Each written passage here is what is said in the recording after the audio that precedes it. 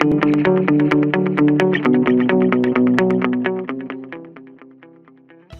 afternoon. Welcome to The Analyst. Today we'll be taking up 7 newspaper articles from the Hindu and the Indian Express and discussing them. The handout for the same will be available in the description of this video for your kind perusal. Please have a look at that. The first article that we'll take up is related to Indian Ocean as a cradle for blue economy, as a write-up appeared in the newspaper highlighting both India's opportunity and responsibility to develop blue economy in the region. The second article is related to India-Oman relations, as the India-Oman Free Trade Agreement was given approval by the Union Cabinet and it is expected to be signed during Prime Minister Modi's visit to Oman in a few days. Additionally, we'll take up 5 articles in the simplified section which will be helpful for your prelims and mains preparation. The first article is related to Indian Ocean and how this region serves as a cradle for developing the blue economy. We will discuss the significance of Indian Ocean, the challenges that India faces in the region, India's interests in the Indo-Pacific, the blue economy and the potential of blue economy, the challenges that India faces in developing the blue economy, and the government initiatives taken up so far for promoting the blue economy. Additionally, we'll also discuss the pillars on which India's blue ocean strategy should be based as suggested by the author. This is important in GS2 in international relations and also in GS3 in Indian economy. First, let's discuss about Indian Ocean.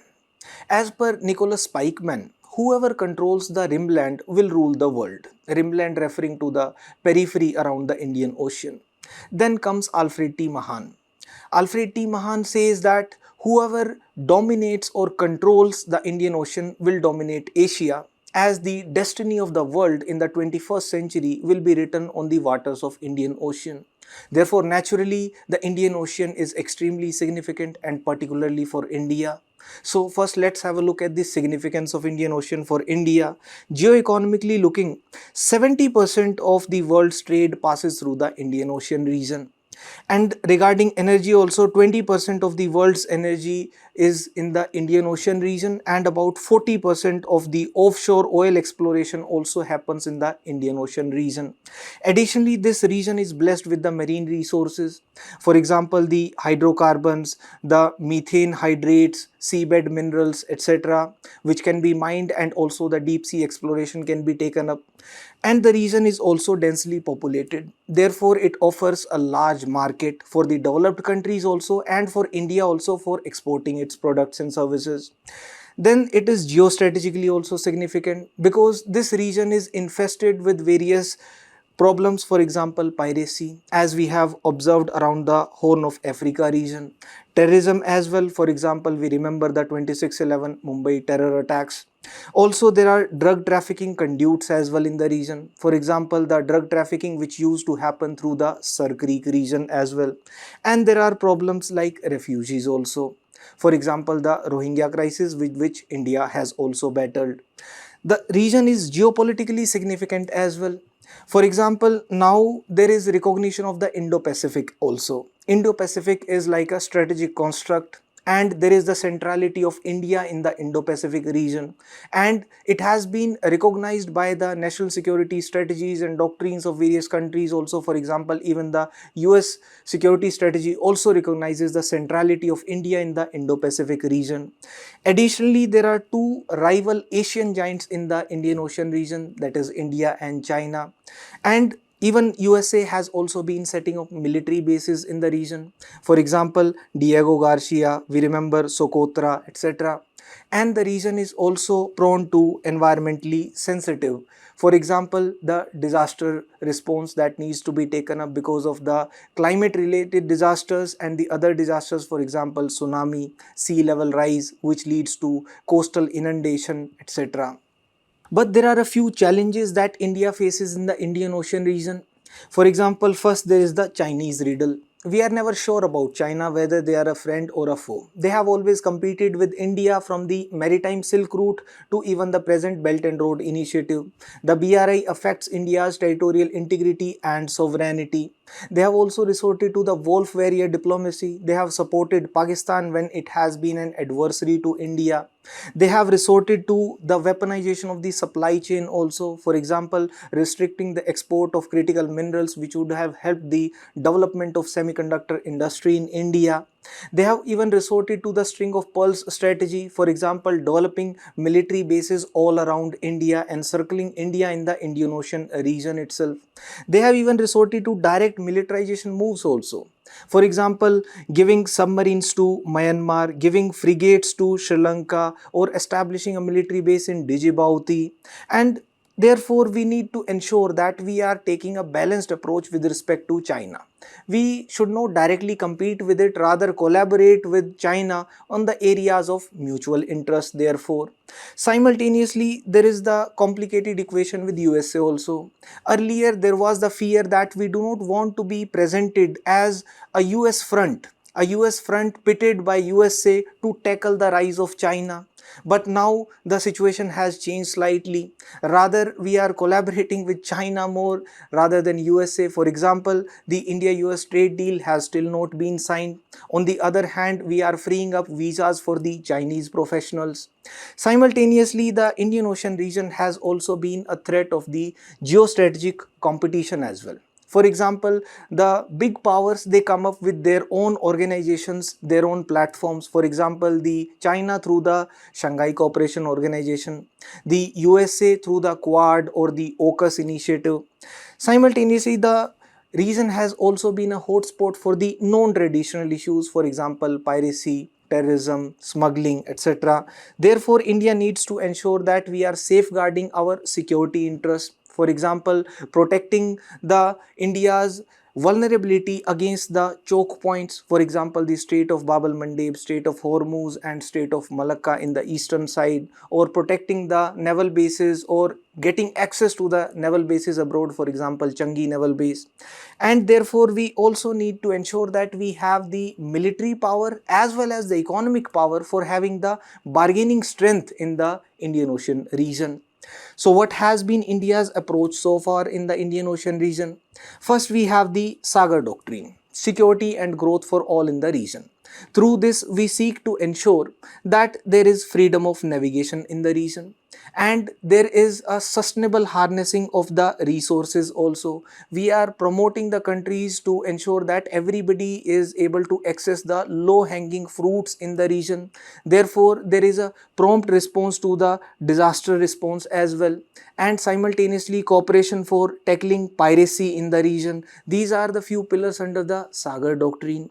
Additionally, India aspires to become the net security provider in the Indian Ocean region. Then there is the Project Mosam also under the Ministry of Culture that seeks to revive the connectivity, revive the ties with the Indian Ocean littoral countries. Additionally, there are bilateral cooperation mechanisms as well for enhancing cooperation in the Indian Ocean region. For example, the cooperation regarding Lemite with Seychelles and also giving it the coastal radar surveillance system, installing of listening ports in Madagascar, developing the infrastructure of Agaliga Islands in Mauritius. Additionally, we seek the multilateral cooperation with the Indian Ocean littoral countries through the Indian Ocean Naval Symposium as well.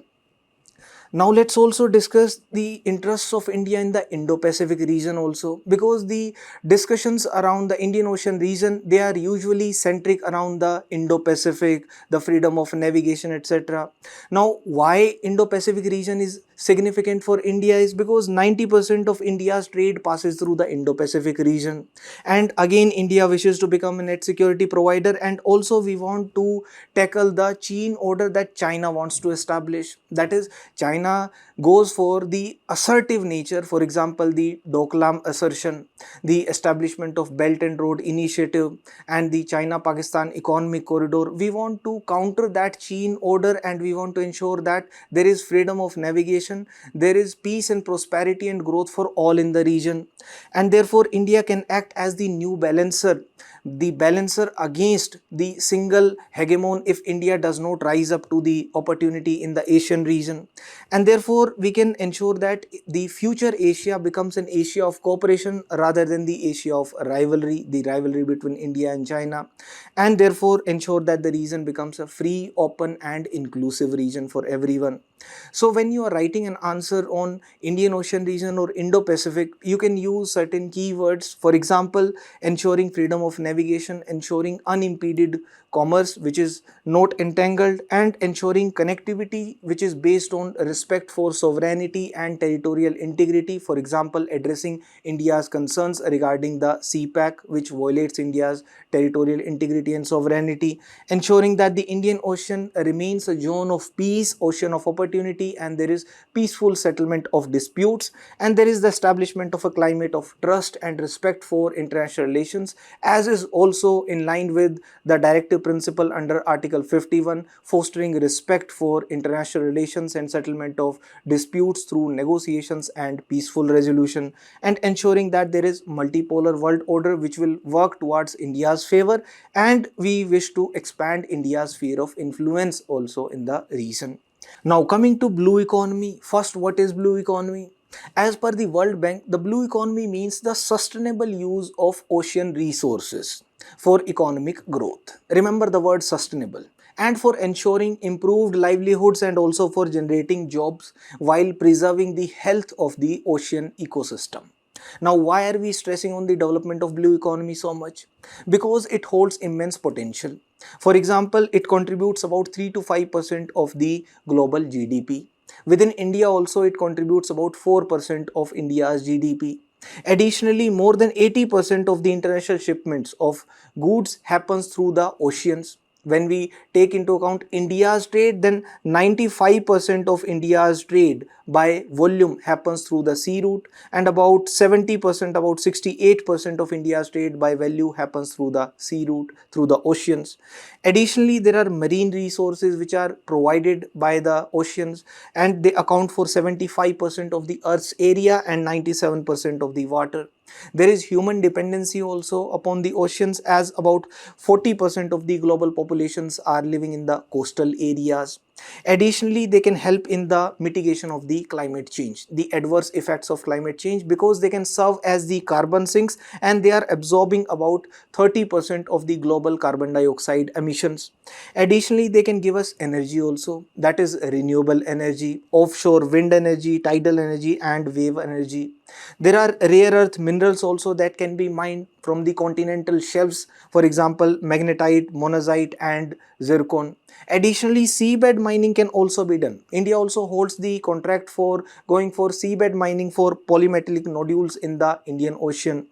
And there can be the development of economy through the coastal tourism as well. But there are a few challenges in the development of blue economy as well. For example, the first challenge is marine pollution. As per some studies, about 8 million tons of plastic waste ends up in the oceans every year. This adversely impacts the marine biodiversity. Then there is the unsustainable fishing practices which are taken up. For example, overfishing. The overfishing means that the fishing is taking place at a pace which is more than the replenishment pace for the fishing stocks, and therefore, as per a report of the ICAR itself, out of about 130 odd fishing stocks which were assessed, about 8% are overfished in India.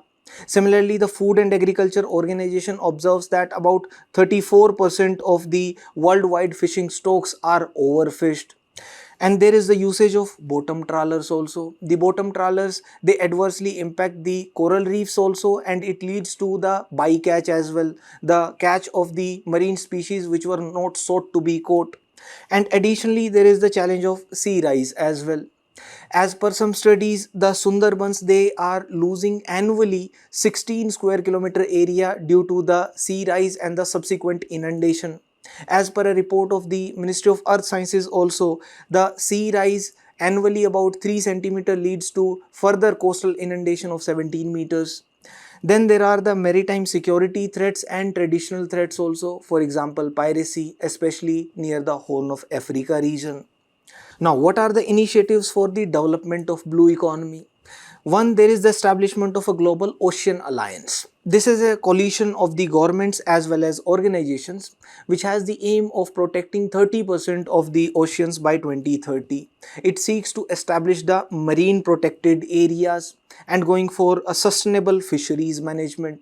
In India, there is a Sagarmala project which seeks to modernize the port infrastructure, mechanize the port infrastructure, and also to computerize the port infrastructure. And also, it seeks to develop the coastal infrastructure, the industries in the coastal region, the coastal communities, and promoting the coastal tourism as well for ensuring the livelihoods for the people living in the coastal areas. Then there is the Deep Ocean Mission launched by the government. It seeks to develop the technologies for the autonomous underwater vehicles and for providing the oceanic advisory services. It even seeks to harness the fresh water from the ocean and also to harness the energy from the ocean. It seeks to provide the deep ocean survey and exploration as well as the conservation of the deep ocean biodiversity as well. Then there is the OSMART. Through the OSMART, there is the collection of the information for ensuring that there is real-time data also. Along with that, there is the development of technologies for ensuring the harnessing of the marine bioresources as well as ocean energy. There was the National Policy on Marine Fisheries which was launched in 2017. It seeks to ensure that there is sustainable development of the marine fisheries. There is improvement in the livelihoods for the coastal communities and for the fishermen, and for ensuring that there is the enhanced fish production as well.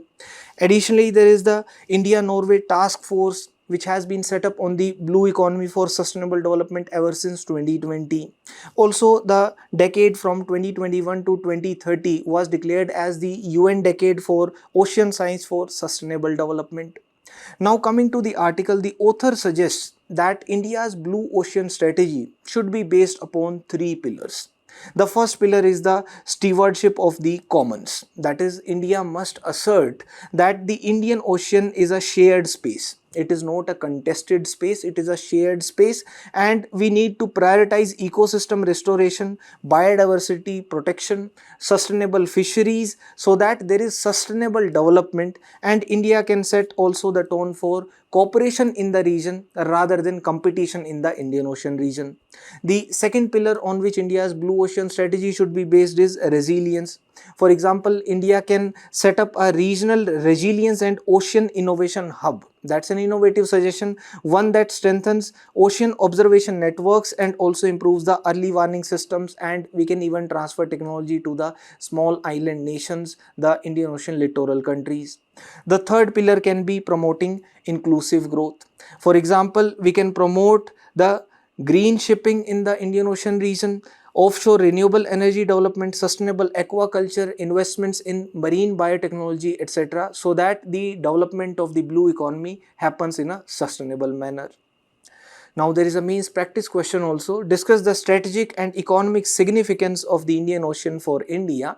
What are the challenges in developing a sustainable blue economy in the region? Please try to write it.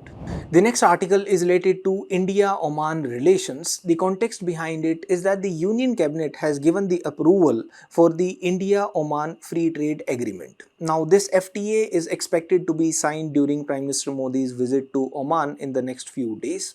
So we will discuss the significance of India-Oman ties, the challenges that India faces in the India-Oman relations, and some recent steps that have been taken up for promoting the relations between India and Oman. This is important in GS2 under the topic Effect of Politics and Policies of Developed and Developing Countries on India's Interests. Now first let's discuss the significance of Oman. Oman is geostrategically located near the Arabian Sea. It shares its boundaries with UAE, Saudi Arabia and Yemen. There is an important port in Oman also where we need to cooperate with Oman, the port of Duqm, which is located near the southeastern part of Oman. Now coming to its significance, we have had historical ties with Oman. For example, there were links between the Makran coast of Oman and the Meluha of the Indus civilization. Therefore, since ancient times we have links with Oman, and we even signed an India-Oman Treaty of Friendship in 1953, the Treaty of Friendship, Navigation and Commerce. It is also geographically proximate to India. Oman is India's closest neighbor in the Gulf region, and we have had close ties with Oman. For example, we built diplomatic relations with Oman in 1955, and since 2008 the relations have been upgraded to that of a strategic partnership as well. Regarding the bilateral trade, the trade between India and Oman is more than $10 billion in fiscal year 25.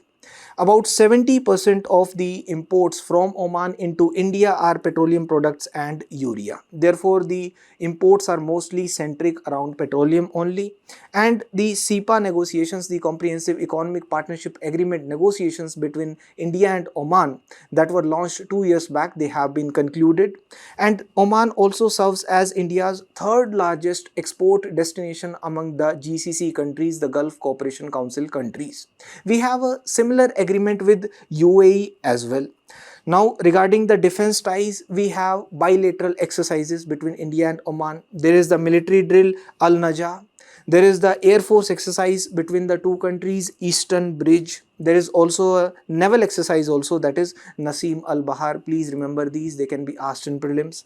Additionally, for cooperation in the maritime security also, we need the close collaboration with Oman, because we can observe through the Operation Sankalp. In 2019, there was the crisis in the Persian Gulf region. At that time, because of the cooperation with Oman, there was the safe passage which was ensured for the Indian flagged ships. Additionally, there is the memorandum of understanding signed regarding the Duqm port also. Also, there is a large Indian expatriate community also living in Oman. There are more than 7 lakh Indians living in Oman. Also, Oman has served India's interests at various international fora. Oman has served like an interlocutor for India's interests at various councils and organizations, for example, the Gulf Cooperation Council and the Arab League, protecting India's interests. But there are a few challenges that the India-Oman ties face. For example, the first challenge is that of China, as usual, because China is the largest importer of oil from Oman. The largest amount of oil export from Oman happens to China. It is a large market for Oman. Therefore, naturally, it wants to maintain good ties, cordial relations with China. Additionally, China has been investing in various projects in the region through its Belt and Road Initiative, which anyway India is wary about. The second challenge is related to the diplomatic turbulence, which may be caused because Oman is perceived to be supporting the Houthi rebels in Yemen. Now, India does not want to be seen as supporting Oman regarding this particular allegation. Additionally, there is the skewed trade between India and Oman, because 70% of India's imports from Oman happens regarding the oil only. And India is moving towards the renewable energy now. India's oil imports we want to decrease anyway. Therefore, the trade ties between India and Oman may be disrupted because of the heavy dependence upon Oman regarding the oil imports only. Additionally, there is the UAE factor as well, because UAE serves as a formidable competitor to Oman regarding the ties with India. For example, it has a larger market and it also even has a superior logistics hub. For example, the Jabal Ali Free Zone. When we were discussing the special economic zones, that time we had highlighted a few good examples. And there are better investment opportunities as well in the UAE. Then there is the trend of Omanization in Oman. It is similar to the Nitakat law of Saudi Arabia. Through the Nitakat law, the Saudi Arabia was promoting the employment of the Saudi nationals rather than the employment of the expatriates from the other countries or the foreigners. Similarly, through the Omanization, the Oman is promoting the employment of Omani nationals rather than the Indian expatriates living in Oman. Additionally, there is the slow progress on the pipeline, the natural gas pipeline from the Middle East region to India, which comes via Oman, the Middle East to India deep water pipeline. The progress on that has been slow. Also, there is the challenge of ensuring a balance in the regional security architecture, because Oman is not part of some crucial groupings. Oman is not part of, for example, I2U2, the grouping of India, Israel, UAE, and USA. Similarly, it is not yet part of the India, Middle East, Europe economic corridor. Therefore, India needs to ensure that Oman also comes within the priority areas of India and it also becomes a part of such groupings as well. Now, what are some of the steps that have been taken up recently for promoting the relations between India and Oman? First, there was the signing of the India-Oman vision document. It reflects both the interests of India and Oman, the India's vision of Amrit Kal vision, and also Oman's Vision 2040. Then there was the release of the third tranche of the Oman India Investment Fund. This investment fund is a 50-50 collaboration between the State Bank of India plus the Oman Investment Authority. It's a 50-50 collaboration between both. Additionally, there was the announcement of the establishment of a Hindi chair of the Indian Council for Cultural Relations in Oman, boosting the cultural ties between the two countries.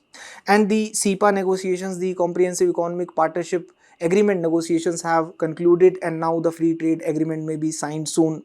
Now there is an emphasis upon the new areas of cooperation, finding new areas of cooperation, for example the cooperation in cybersecurity, outer space, and also in renewable energy. Now coming to the article, the FTA is expected to be signed during Prime Minister Modi's visit to Oman, and the CEPA, the Comprehensive Economic Partnership Agreement, was approved by the lower house of the Parliament of Oman. Now with the Comprehensive Economic Partnership Agreement, India will get access to 98% of its products in Oman and also significant access in services. Oman's import duty ranges from 0 to 100%, along with the existence of specific duties and 100% duties applicable on specific meats, wines and tobacco products. And Oman is the third largest export destination among the Gulf Cooperation Council countries. Now there is a mains practice question also. Discuss the strategic, economic and geopolitical importance of India-Oman relations. What are the major challenges facing the partnership in the contemporary West Asian context? Please try to write it. The next article is related to air pollution, where we'll discuss a few facts, especially around regulation, compare it with the other countries, and also the recommendations of the Standing Committee on Air Pollution. This is important in GS2 under the topic health. First, let's observe the regulatory crisis in India regarding air pollution. The core problem remains the undercapacity, the underfunding of the regulatory bodies. The underfunding and the limited technical knowledge of the regulatory bodies like the Central Pollution Control Board and the State Pollution Control Boards. Additionally, the system itself is outdated. For example, the regulators, the CPCB and the SPCBs, they were created in 1974, essentially to deal with the water pollution. Subsequently, their mandate was expanded in 1981 to include air also. Then it was expanded to include environment itself in 1986. Now you observe the growth from 1975 till today. India's GDP has grown 8 times. India's industrial output has grown 17 times. India's population has grown by 130%.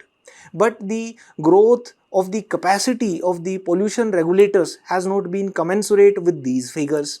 And additionally, the regulators, they have focused upon plugging the past gaps rather than going for the future proofing of the system, rather than anticipating the future pollution levels and going for the future proof regulatory mechanisms. Now let's observe what is needed. First, we need the science-based health focused standards, which has been the global norm also. Globally, the countries, they set the standards based upon scientific evidence of the health impacts. For example, in USA, the EPA goes for 5-yearly scientific reviews. In the European Union, there are impact assessments which are done based upon that the standards are set. The environmental standards regarding PM 2.5, PM 10, they are set based upon scientific evidence and their health impact. And India's national air ambient air quality standards, they were first thing lastly revised long back in 2009. And even the 2009 review, that is not available in public, they were just published in the official gazette. Therefore the scientific basis behind that, that is still obscure. Additionally, there is a stringency gap also. The standards themselves are not very stringent in India. For example, in India, the annual PM 2.5 standard is 40 microgram per meter cube. India is one of the few countries which does not meet any of the WHO interim targets also. For example, in India, the annual PM 2.5 standard is 40 microgram per meter cube, whereas in Germany it is 25, in Poland it is 20, in multiple other countries it is less than 15. Even in China, they have limited it from 15 to 35 based upon various zones. It is categorized zone wise, the standards they are set.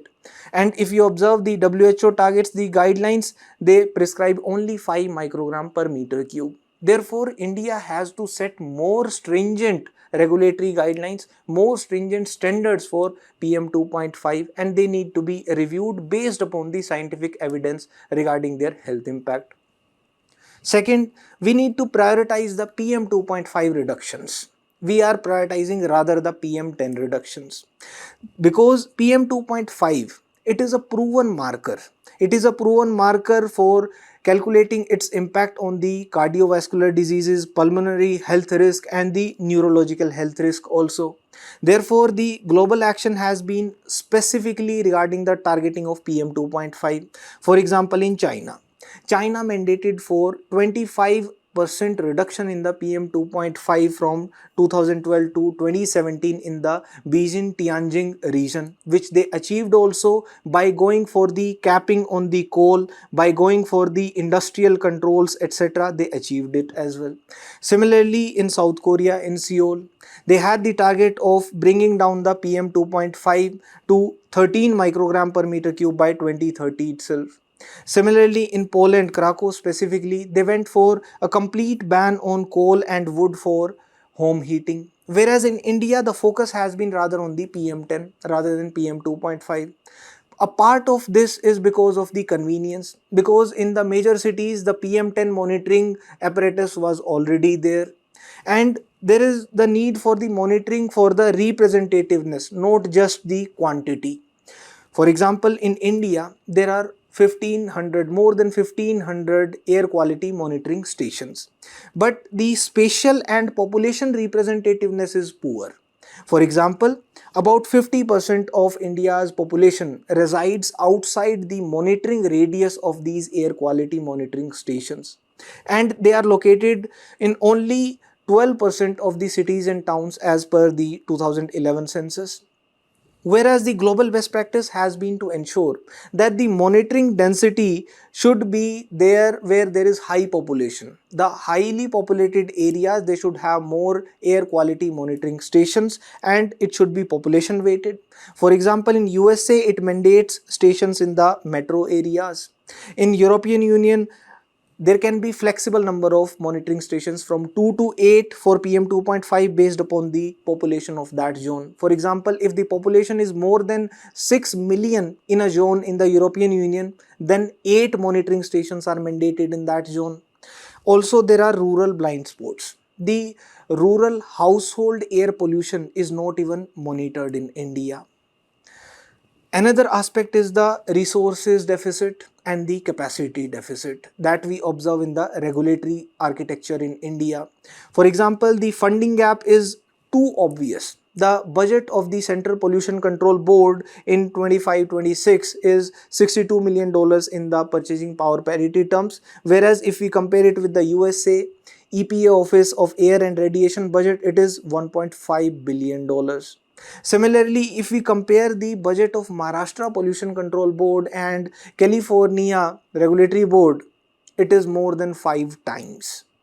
The California budget is more than 5 times that of the Maharashtra Pollution Control Board budget in the PPV terms, purchasing power parity. Similarly, there is staffing shortage also. For example, in India, all the state pollution control boards combined, they have less than 6,000 staff. Although the number of vacancies, the number of staffs that should be there, the sanctioned strength is more than 12,000. So more than 50% vacancies are there. Similarly, the CPCB, that also has a staff of just 500 odd. There also the sanctioned strength is just about 600 only. You compare it with the other countries like USA and China. In USA, the EPA has more than 17,000 permanent employees. China had 60,000 employees, including all the regional bureaus, the regional environment protection bureaus in 2018 itself. Now coming to another aspect, that is airshed level governance. It is essential. Airshed means the circulatory region in which a block of air is circulating. So therefore the pollution is transboundary. we cannot limit the pollution monitoring to the state level monitoring, that if it is happening in another state, then the neighboring state may also be responsible for it. Therefore, we can emulate the successful models. For example, China, again, the Beijing-Tianjin model, where the number of premature deaths from the short-term PM 2.5 exposure have halved from 2013.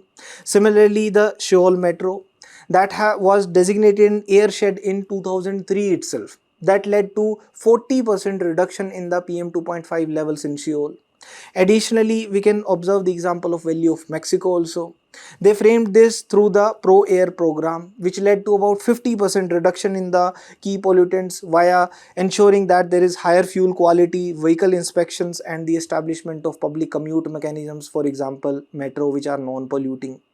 Additionally, there is the need for robust accountability mechanisms also, so that there is better compliance. Whereas in India, we are reliant upon the legal systems. For example, we are dependent upon the Supreme Court, we are dependent upon the public interest litigations to be filed, then only the actions are taken up, or the orders of the National Green Tribunal. And now there are more amendments in the laws which have decriminalized the offences themselves, which enable the polluters to go for pollute and pay. That you can go ahead and pollute, then pay a small penalty, and you are free. It is not even a criminal offense. Additionally, there are alternative effective models that we can explore. For example, China, they provide incentives to the bureaucrats. The performance ratings for the bureaucrats, the government officials in China, they are linked to the targets that they have achieved regarding the pollution reduction. Also in USA, they came up with the concept of the shared responsibility through the good neighbor provision, that has been stated as of now that the neighboring state may also be held responsible for the transboundary pollution. Now coming to the article, the Standing Committee has provided a few recommendations regarding the tackling of air pollution. For example, we can consider abolishing or reducing the GST on the air purifiers, and ISRO may consider launching a dedicated high-resolution satellite for 24/7 farm fire monitoring. We can review the vehicular emission standards to evaluate the impact of ethanol blending on emissions. We can consider income tax incentives such as deduction on the interest paid on the electric vehicle loans. The green car loans can be provided with lower interest rates for the purchase of the electric vehicles. The air purifiers can be installed in all the schools, hospitals, and also in the government offices also. Additionally, the national ambient air quality standards can be revised. The Standing Committee has acknowledged the rationale of blending of ethanol for ensuring energy security, but it has also flagged the concern that there are unintended impacts. For example, there is a rise in the nitrogen oxide emissions from the older vehicles which are not fully compliant with the blended fuel. Therefore, the Standing Committee has suggested that we can offer cheaper or free public parking for the electric vehicle owners, and there should be steeper rates for petrol and diesel vehicles. Along with that, we can even consider an annual ceiling on the registration of new non-electric vehicles across the NCR. It has also noted that Delhi's annual PM 2.5 levels need to be slashed by 62% to meet the air quality standards and by 95% to meet the WHO standards. The next article is related to the guaranteeing of free early childhood care and education as a fundamental right. It is not a fundamental right as of now, but a resolution has been moved in the Rajya Sabha by the Member of Parliament Sudha Murthy regarding the guaranteeing of early childhood care and education as a fundamental right. This is important in GS2 under the topic Indian Constitution Amendments and Significant Provisions. Now, before coming to the article, let's understand what is the significance of providing free early childhood care and education. We can observe it through the Heckman curve. Heckman observes that early childhood development is a smart investment. The earlier the investment, the greater is the return. The maximum return comes if the investment is even in the prenatal phase, and the programs which are targeted towards the earliest years, the preschool programs, they have better return, better economic return as compared to the programs which are targeted towards the later stages, for example job training, etc. If more investment is done during the formation years, the early childhood years, then the chances of having higher incomes increases. Now let's understand the significance of the early childhood care and education. First, it helps in the brain development because the most sensitive period for the brain development is from the birth to the 8 years of age. It helps in ensuring that the child becomes school ready by providing foundational literacy, numeracy, and even the social skills as well as some self regulation skills also. And it helps in improving the academic outcomes throughout the schooling as well as during the college years. It helps in ensuring that there is holistic development, social development, emotional development, and physical development apart from the academic outcomes. It even helps in reducing the socioeconomic disparities because the children, especially coming from the disadvantaged sections, they also get a platform for becoming the school ready. And it has higher economic returns as we have observed that their chances of earning more increase, plus there are reduced crimes in the society if there are more investments in the early childhood care and education. Additionally, this will ensure that we have the parity with the other countries and help us in achieving the sustainable development goals also. But there are certain challenges in ensuring early childhood care and education. For example, there is uneven access. The access for the rural areas, for the remote areas is poorer as compared to the urban areas, and the access for the marginalized communities is even lesser.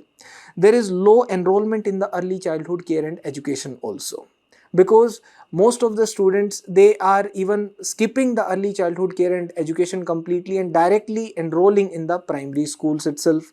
There is poor quality instruction also which is provided. For example, in the Anganwadi sectors, there are 2 hours of instruction which is scheduled, but less than 1 hour of instruction is provided. And the foundational skills which are developed, they are weak because of the poor learning outcomes. For example, poor learning outcomes like the foundational skills as well as literacy and numeracy. There is insufficient resource utilization also. For example, there is low per child spending on the early childhood education, and there are underutilization of teaching materials as well. Simultaneously, there is poor parental awareness also regarding the importance of the early childhood care and education. Now, what are the initiatives that the government has taken up for promoting the early childhood care and education? First, there was the comprehensive scheme, the Integrated Child Development Scheme since 1975, and the early childhood education was provided via the Anganwadi centers. The preschool non-formal education was provided for the children from 3 years to 6 years of age, and even the nutrition and health services were provided for both the mother and the children. Then there comes the new education policy 2020. It goes for a paradigm shift by integrating the early childhood education into the formal education itself by proposing a new 5 plus 3 plus 3 plus 4 structure. The first 5 years from the ages 3 to 8 is considered as the foundational stage, and the universal access to quality early childhood care and education is sought to be provided by 2030. There is the establishment of the preparatory classes and Bal Vatikas. For example, preschool classes held in the government schools like in Odisha, there are Shishu Vatikas. There is the development of the professional educators. The professional educators, they are also trained from 6 months to 1 year, and there is the creation of the ECE educator cadre also, for example in the state of Uttar Pradesh. And there is the promotion of the parental engagement as well, for example through the Madhya Pradesh's monthly Bal Chopal that even demonstrates the ability of learning through the play based activities. Now, what are the suggestions that we can provide for promoting the early childhood care and education? First, the budgetary allocation needs to be increased. We need to increase it to about 2% of GDP, as the early childhood care and education should be treated like a public good. We need to improve the infrastructure also because safe environment, child friendly environment is needed in the Anganwadi centers and the pre-primary schools. The teacher training also needs to be improved by providing them practical training, standardized training, and parental engagement needs to be improved by promoting the collaboration through the edtech platforms or utilizing the tech platforms like WhatsApp. The contextual resources can be utilized. For example, the culturally relevant low cost training materials can be utilized. For example, the story format or teaching through puppets, etc. The collaboration with the NGOs and civil society can be explored because it can lead to the coming up of innovative models and also the increased reach towards the marginalized communities as well. Now coming to the article, the private members resolution has been moved urging the government to amend the constitution to add another article, Article 21B, guaranteeing free and compulsory early childhood care and education including nutrition, health services and pre-primary learning for all children aged 3 to 6. The data shows that about 6.1 crore children are there between ages 0 to 6 years in 2021, and Poshan Tracker also notes that about 3.5 crore children in the age group of 3 to 6 years attend the Anganwadi centers. Additionally, there are 4 crore more children who are benefited by these schemes. Therefore, the early childhood care and education needs to be promoted further. The next article is related to the private participation in the nuclear sector, which the government is promoting now. This is important in GS3 under the topic infrastructure energy. First, let's discuss the positives and negatives of private participation in the nuclear sector. First, the positives. The private participation will help us in expanding our capacity in the nuclear energy sector because we have ambitious targets of increasing the 8.8 gigawatt capacity to about 22 gigawatt by 2032 and 100 gigawatt capacity by 2047, and it is dominated currently by the NPCIL, the Nuclear Power Corporation of India Limited, that has been constrained by the manpower shortage, by the funds shortage and the shortage in the construction capacity also. Therefore, the private sector can bring in the capital, it can bring in the skilled workforce and even the engineering, procurement and construction abilities. They can bridge the financing gap also, because by 2047 we will be needing about 15 lakh crore. But the 25-26 budget has provided only 20,000 crores for the nuclear energy sector. Therefore, it will relieve the fiscal burden upon the state. The project delays will also be reduced. For example, the NPCIL Kudankulam units 3 to 6, they have faced chronic delays because of administrative hurdles, because of the construction capacity, and the gestation period for the nuclear power plants can be brought down. From about 10 years, it can be brought down to 5 years if the private players are also entering. And it will improve therefore the supply chain efficiency as well. There will be better project management. And it can help in bringing in more technology, better innovation. For example, the adoption of advanced reactor designs, the building of more small modular reactors, and also the global collaborations, which will again bring in technology. The entry of the private players in the nuclear sector will also help in strengthening of the uranium supply chains, because we can allow the private firms to mine, to import and to process uranium. This will reduce our dependencies on the government to government deals. We can even help in building the strategic reserves. The strategic reserves of uranium, if they are built, then we will have long-term uranium fuel security, will have fuel available for the nuclear power plants built in India. Similarly, it will help us in the long run ensuring energy security and also help us in the net zero targets as well, because it will lead to the low carbon capacity growth and we'll be able to achieve our net zero 2070 commitments as well. It will help us in increasing the market competition, which will bring down the tariffs. The tariffs of the energy generated from the nuclear sources can be brought down to 4 to 5 rupees per unit, because the plant load factors, they will improve, leading to better efficiency. And it will also be in line with our dream of Make in India also, because there can be the promotion of the localization of the reactor components and the integration into the global nuclear supply chains as well. But there are a few barriers to the entry of private players in the nuclear sector. The first barrier is related to the liability concerns. As the Section 17B of the Civil Liability for Nuclear Damage Act provides that the liability can be shifted from the operator to the supplier. The operator has the right to recourse that in case there is a nuclear accident, then the liability can be shifted to the supplier. This increases the insurance cost in turn, which imposes a financial burden upon the private players who want to enter into the nuclear sector. Additionally, there are financing and the cost challenges also. For example, the Central Electricity Authority itself observes that the initial capital cost for setting up the pressurized heavy water reactor nuclear plant is going to increase. By 26-27 itself, the cost may increase to about 14 crore per megawatt. Additionally, there are less tax incentives. There are no green financing incentives which are provided to the nuclear energy sector as compared to the renewable energy sector. Also, as per the Atomic Energy Act 1962, the co-owning, the co-operating of reactors is not allowed. That the Private players, they cannot co-own, they cannot operate reactors, and they cannot sell the nuclear generated electricity. Additionally, there are restrictions on the fuel supply and processing also. We have domestic uranium reserves of about 76,000 tons, but it can only fuel about 10 gigawatt of nuclear power production for next 30 years. That amounts to about 25% of our needs only.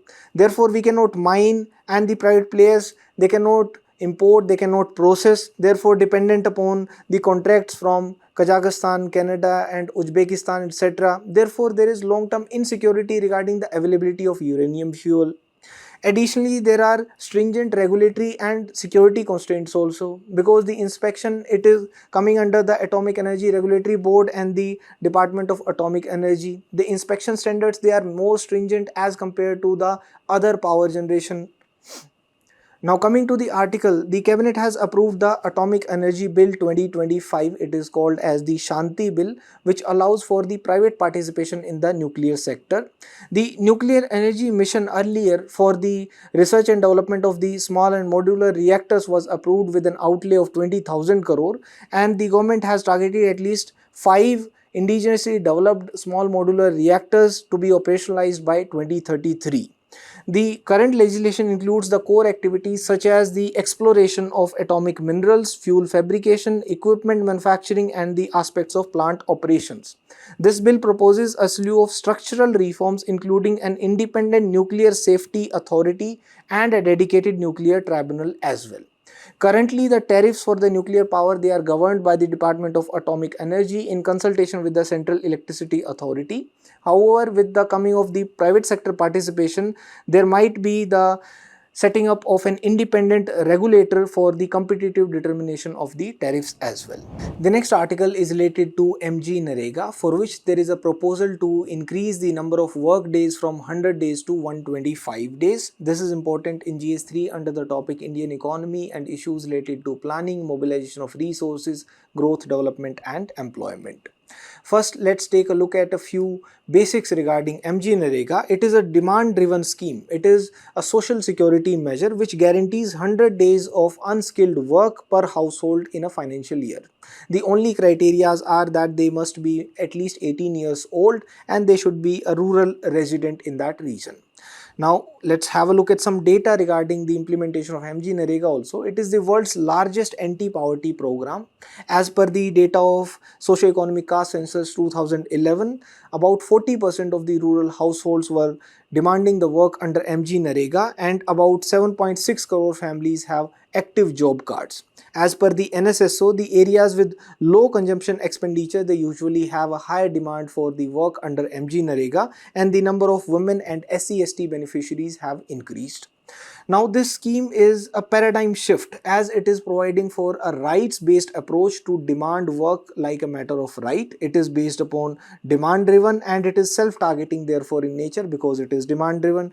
And in case the work is not provided for 100 days, then unemployment allowance will be given, and there is therefore a bottom-up approach which is adopted by the scheme. Therefore, it ensures the grassroots democracy also because the audits are conducted by the Gram Sabha, and for ensuring the transparency and accountability, there are provisions for social audit and the ombudsman audit, and there is a proactive disclosure on the portal which is done. Now, coming to the article, the government may revamp the MG Narega scheme by increasing the number of days for which the rural eligible households may demand work from 100 to 125 days. The scheme itself may be renamed to Pujya Bapu Rural Employment Guarantee Act. The past data says that the average days of employment provided per household under the scheme was just about 50 days, not 100 days in fiscal year 24-25. In fact, the number of households completing 100 days stood at just about 40 lakh last year. In the current financial year, just about 6.74 lakh families have hit the 100-day ceiling. Several states have been demanding for increasing the 100-day working limit. Now, the states can provide the work beyond 100 days also, but they have to fund it themselves. Now, there is a proposal from the central government itself. Apart from the 100 days, additional 50 days work is provided to the scheduled tribes also, and additional 50 days for the unskilled manual work in a year in case there are rural areas where drought or any natural calamity has been notified.